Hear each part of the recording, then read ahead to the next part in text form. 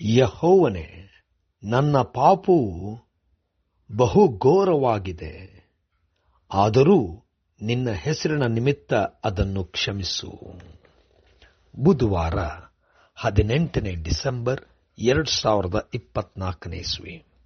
ಈ ದಿನದ ವಾಕ್ಯ ಧ್ಯಾನಕ್ಕಾಗಿ ನಾನು ಆರಿಸಿಕೊಂಡಿರುವಂಥ ವೇದ ಭಾಗವು ಯೋಹಾನನು ಬರೆದ ಸುವಾರ್ತೆ 1ನೇ ಅಧ್ಯಾಯದ 1ನೇ ವಚನ.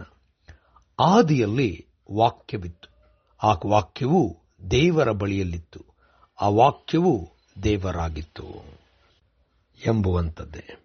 ಕರ್ತನಲ್ಲಿ ಪ್ರೀತಿಯುಳ್ಳ ದೇವಜನರೇ, ಶುಭೋದಯ. ಯೇಸು ಕ್ರಿಸ್ತನು ಆದಿಯಿಂದಲೂ ನಿರಂತರವೂ ಇರುವಂತವನಾಗಿದ್ದಾನೆ. ಆತನೇ ದೇವರು. ದೇವರ ನಾಮಕ್ಕೆ ಸ್ತೋತ್ರ ಉಂಟಾಗಲಿ. ಕರ್ತನಲ್ಲಿ ಪ್ರಿಯರೇ, ಈ ವಾಕ್ಯ ಧ್ಯಾನ ಮಾಡೋಣ. ಈ ದಿನದ ವಾಕ್ಯ ಧ್ಯಾನದ ಶೀರ್ಷಿಕೆ ಆದಿಯಲ್ಲಿ. ಕರ್ತನಲ್ಲಿ ಪ್ರಿಯರೇ,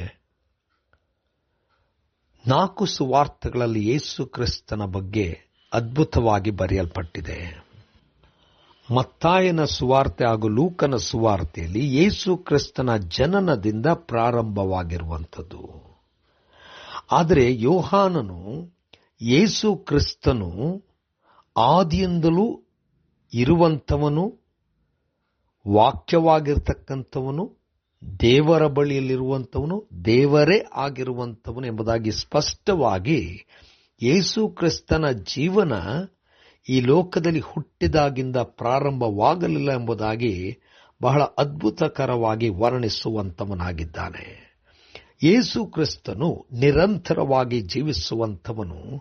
ಆತನ ಮೂಲಕವಾಗಿಯೇ ಸರ್ವವೂ ಉಂಟಾಯಿತು, ಆತನಿಗೋಸ್ಕರವಾಗಿಯೇ ಉಂಟಾಯಿತು. ಆತನೇ ಈ ಲೋಕಕ್ಕೆ ಬಂದು ನಮ್ಮನ್ನು ವಿಮೋಚಿಸುವಂಥವನಾಗಿದ್ದಾನೆ.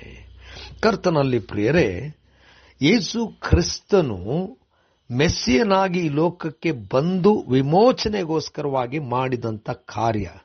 ಆದರೆ ಯೇಸು ಕ್ರಿಸ್ತನು ನಿರಂತರವೂ ಇರುವಂಥವನೆಂಬುದಾಗಿ ನಾವು ತಿಳ್ಕೊಂಡಂಥವರಾಗಿ ಯೇಸು ಕ್ರಿಸ್ತನನ್ನು ಆ ಮನೋಭಾವದಿಂದ ಆರಾಧಿಸುವಂಥವರಾಗಬೇಕು.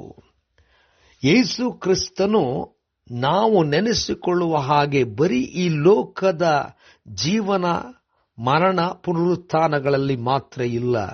ಯೇಸು ಕ್ರಿಸ್ತನು ಆದಿಯಿಂದಲೂ ಇರುವಂಥವನು, ನಿರಂತರವಾಗಿ ಇರುವಂಥವನಾಗಿದ್ದಾನೆ. ಯೇಸು ಕ್ರಿಸ್ತನೇ ದೇವರು ಎಂಬುದಾಗಿ ನಾವುಗಳು ಆತನನ್ನು ಆರಾಧಿಸುವಂಥದ್ದು, ಆತನೇ ಸರ್ವಾಧ ಆರಾಧನೆಗೂ ಯೋಗ್ಯನೆಂಬುದಾಗಿ ನಿತ್ಯವೂ ಸ್ತುತಿಸುವಂಥದ್ದು, ವಂದಿಸುವಂಥದ್ದು, ಸ್ವೀಕರಿಸುವಂಥದ್ದು ಬಹಳ ಮುಖ್ಯವಾಗಿದೆ.